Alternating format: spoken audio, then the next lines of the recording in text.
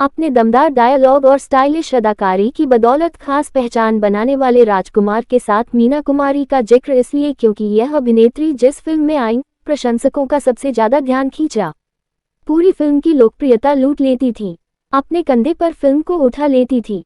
मीना कुमारी के सामने नायक खो हो जाता था। रोल कैसा भी हो, कहानी के फोकस में रहती थी। यहाँ तक कि धर्मेंद्र और गुरुदत्त जैसी पर्सनालिटी भी मीना कुमारी की शख्सियत के आगे हल्की पड़ गई। लेकिन एकमात्र राजकुमार ही थे जिस पर मीना कुमारी कभी हावी नहीं हो सकी। यही बात दिलीप कुमार की भी है।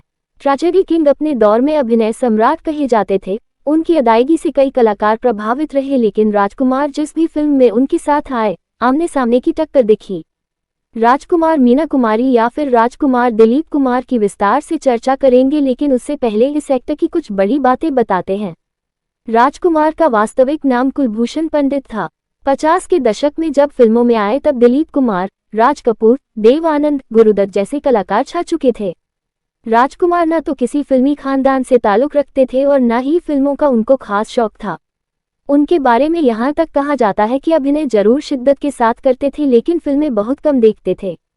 अपनी फिल्मों को लेकर भी उदासीन थे। बाद के दौर में उनकी हीर रांझा और वक्त जैसी फिल्में खूब पसंद की गईं। पुलिस सब इंस्पेक्टरी छोड़ी, नाम भी बदला। 40-50 के दशक में अभिनेताओं में अपना नाम बदलने और अपने नाम के साथ कुमार लिखने का बड़ा चलन था। जो सिलसिला अशोक कुमार से ही शुरू हुआ वह दिलीप कुमार, राजेंद्र कुमार से होता हुआ राजकुमार, मनोज कुमार और सुजीत कुमार तक पहुंचा। ये चलन बांग्ला सिनेमा में भी देखा गया, मसलन उत्तम कुमार। दरअसल राजकुमार जब मुंबई आए, उनका नाम कुलभूषण पंडित था। कश्मीर पंडित परिवार से ताल्लुक रखते थे। उनके पूर्वज श्रीनगर के थे, लेकिन आज़ादी से पहले बात है, उनका परिवार बलूचिस्तान में जा बसा, जो कि अभी पाकिस्तान के कब्जे में है। उनका जन्म वहीं हुआ। कुलभूषण पंडित मुंबई पुलिस में सब इंस्पेक्टर की नौकरी करने आ गए। जिस थाने में ड्यूटी थी, वहां फिल्म वालों का भी आना जाना लगा रहता था। कुलभूषण दिखने में पतले दुबले थे, लेकिन बोलने बतियाने का उनका अंदाज काफी रोबीला था। नाटकीयता झलकती थी। बाद के दौर में पर्दे पर उनके जो हाव भाव नजर आते हैं, वे उनकी वास्तविक जिंदगी का हिस्सा शुरू से रहे। अपने किरदारों में हमेशा के लिए एक पुलिस अफसर वाला तेवर अपनाए रखा। इसी थाने में आने वाले फिल्मी कलाकार या निर्माता निर्देशक उनकी स्टाइल को देखकर एक्टिंग करने के लिए प्रेरित करते, फिर यहीं से फिल्मों में जाने की इच्छा हुई और नौकरी से त्यागपत्र दे दिया और फिल्मी नाम रखा राजकुमार। न पारिवारिक बैकग्राउंड, न रोमांटिक चेहरा। लेकिन बिना पारिवारिक बैकग्राउंड और बिना रोमांटिक चेहरा के कामयाब हीरो बनना आसान नहीं था। कुलभूषण से राजकुमार बने इस कलाकार को काफी संघर्ष करना पड़ा। उनकी शुरुआती कोई फिल्म नहीं चली। उन्हें एहसास होने लगा कि उनका चेहरा रोमांटिक हीरो के लायक नहीं। अब उन्हें कुछ और करना चाहिए। दिलीप कुमार, देव आनंद के आगे तो उनके चेहरे की कोई हैसियत ही नहीं। इसी बीच उनको महबूब खान की सन 1957 की फिल्म मदर इंडिया में काम करने का मौका मिला। ये नायिका प्रधान फिल्म थी, जिसमें नरगिस मुख्य अभिनेत्री थी, लेकिन राजकुमार ने अपने छोटे रोल से सभी को अत्यंत प्रभावित कर लिया। मदर इंडिया की प्रसिद्धि ने राजकुमार की किस्मत के दरवाजे खोल दिए। पैगाम में दिलीप कुमार के साथ पहली बार टकराए। 2 साल बाद ही 1959 में राजकुमार को दिलीप कुमार जैसे दिग्गज अभिनेता के साथ काम करने का मौका मिला। ये फिल्म थी पैगाम। इस फिल्म ने बॉक्स ऑफिस पर धूम मचा दी। उस वक्त दिलीप कुमार वैसे भी बड़े स्टार थे। उनकी फिल्में खूब पसंद की जाती थीं। सिनेमा हॉल में दर्शकों की भीड़ खींचने वाली मानी जाती थी। पैगाम अपनी कहानी, गीत संगीत के साथ साथ 2 कुमारों की टक्कर की फिल्म भी मानी जाती है। राजकुमार अपनी अदायगी और डायलॉग डिलीवरी से दिलीप कुमार के सामने जरा भी फीके नहीं पड़े। लेकिन इसके बाद इन कलाकारों को एक साथ सीधे सुभाष घई की सन 1991 की फिल्म सौदागर में देखने का मौका मिला। सौदागर में दोनों ने साथ साथ गाना गाया, इमली का बूटा बेरी का बेर, और दोनों के बीच खूब डायलॉगबाजी भी हुई।